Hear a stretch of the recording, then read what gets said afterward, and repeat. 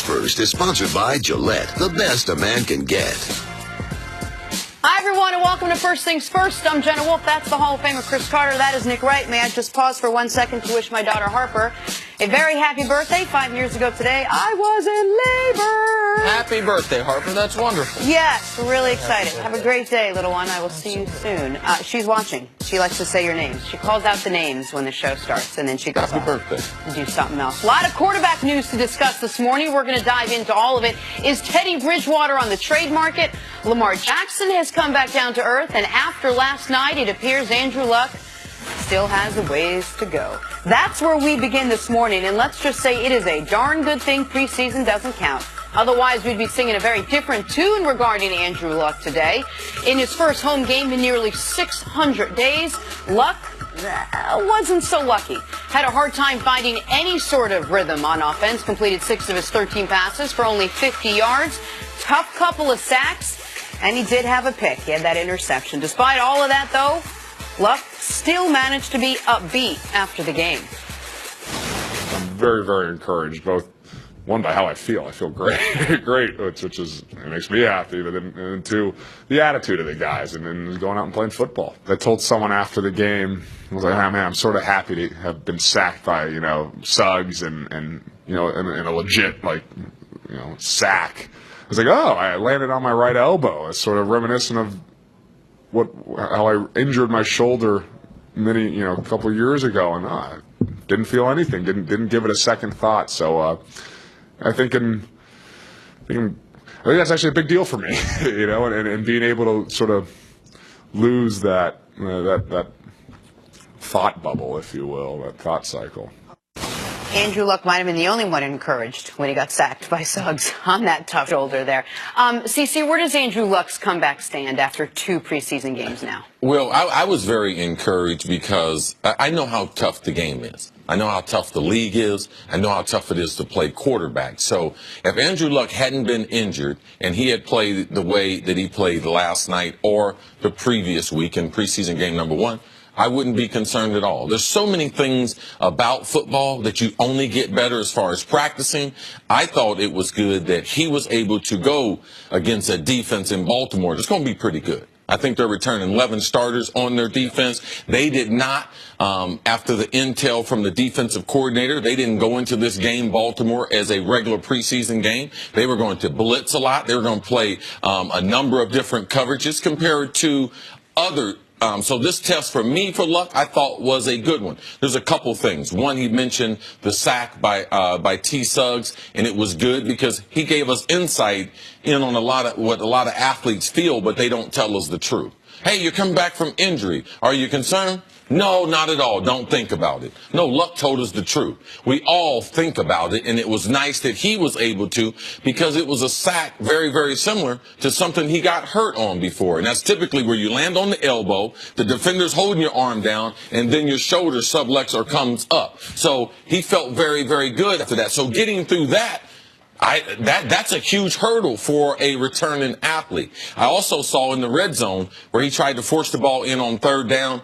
That you can't simulate because in practice, the coaches will blow the whistle and be like, oh, he's out of the pocket. We're not going to put him in harm's way. But in the game, he was able to simulate, hey, there's a linebacker right there. Let me try to thread this needle. And the guy was like, no, this is NFL game speed. Let me show you. So the ability to be able to go at full speed, which he did have a failure and throw an interception. I'm fine with that. But getting sacked by Suggs and falling exactly the same way he was hurt a couple years ago, I think is monumental. So I thought it was encouraging. This game is tough. It's tough to play quarterback in the NFL, so I still like what I see as far as him being at the podium, still being enthusiastic, still having that rare smile that we see from quarterbacks after the game. Listen, the sack by Terrell Suggs on that play, I'm not going to hold that one against him because he also said we didn't play the clip, but that's a deep shot, slow developing play. It's 3rd and 7.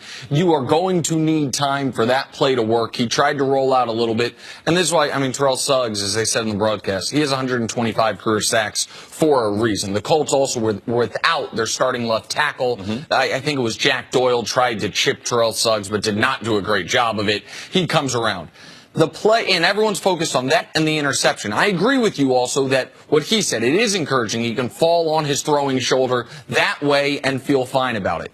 But what was my biggest concern with Andrew Luck coming back? How much has he learned from being the most pressured quarterback over his first 3 years, being the most hit quarterback in the pocket over his first 3 years, about getting the ball out quickly? And his final play, and I think we were able to put a clock on it, the last play he took, I mean, league average is 2.7 seconds to get the ball out. I mean, he's at 4 by the time he's touched. Now, that's not a play people are focused on because he's not thrown to the ground. He's not injured on it. It's just he's in the grasp. But they pointed it out good from the other angle on the broadcast. He had his running back coming up open in the flat. You can kind of see it there. He had another option. That's the type of thing that Andrew Luck has to avoid. That's the play that was more concerning to me than the Terrell Suggs play, which is going to happen. He had ample opportunity to get rid of the football there and did not do it. Is that rust, CC? Is that just getting the feel of the game back to you, or is that just a fundamental flaw? I mean, we see guys play that way that have played without an injury. So we can make an excuse and say it's rust. It's part of playing the game. In that situation there that Nick talks about too, it's third down a little bit longer. He's trying to, because everyone in football is like, get the ball out of your hand, get the ball out of your hand, get the ball out of your hand.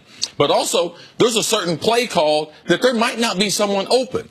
All right? There's offensive linemen that have to do their job. This blitz, they had a blitz right here. It was a zone dog where they brought 3 guys and they dropped 1 guy off of his left. So he was trying to make sure that he knew where he was going. And if he does throw to the running back, he's got to throw right over a 6'5" guy's head. So we just can't be too consumed with get the ball out of your hand, protect yourself, if there ain't nobody open, because other people have things to do. So we have to be careful and get the ball out of your hand in trying to run the offense. It's third down. You have to hold the ball sometimes a little bit for guys to be able to get down the field. I think when he runs with the football out of the pocket is more of a true measure of has he learned his lesson from what's happened to him in the past. Did you see anything, besides staying healthy, taking the sack by Suggs, did you see anything encouraging in the way he's throwing the ball and his velocity and anything in any other part of his game? Chris can speak to the throwing motion better than I can, but you talked about going into the first preseason game that's something you were going to watch, and then after the first preseason game you thought it was the same motion that we'd seen from Luck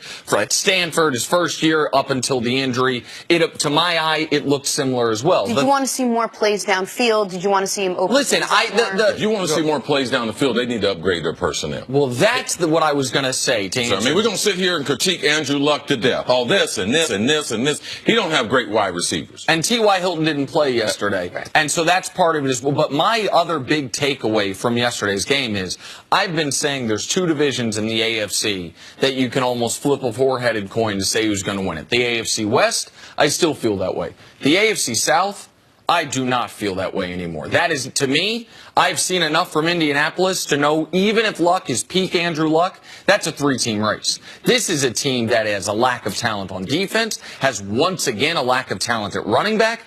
T.Y. Hilton's a good player, but if your passing attack all of a sudden looks like that when T.Y. Hilton's gone, like you don't have enough weapons offensively. They lost Dante Moncrief this offseason, who shouldn't be a huge loss, but appears to be a huge loss. Like that, I look at the Colts and say they've got a ways to go. Even Luck's going to play better than he did yesterday. Yesterday was a poor game from him on a lot of levels, even if it's encouraging because he could take the hit, because he's getting the experience. But that is a team that, what you pointed out on the play that I highlighted that is interesting is, you said it was a zone dog. That's a 3-man rush that got to him.